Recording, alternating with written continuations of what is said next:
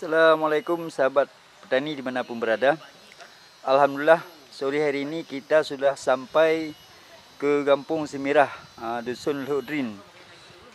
Seperti biasa kita aplikasikan pupuk petenggol. Kali ini kita padukan di pohon durian. Nah, ini pohon durian. Menurut keterangan pemiliknya, pohon durian ini berbuahnya hanya 2 biji atau 3 biji.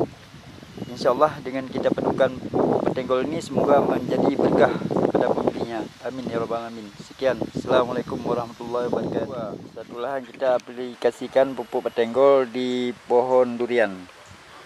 Ini pohon durian, insyaallah dengan ada pupuk petenggol ini menjadi manfaat untuk masyarakat petani yang berada di Kampung Semirah, Dusun Luhudrin.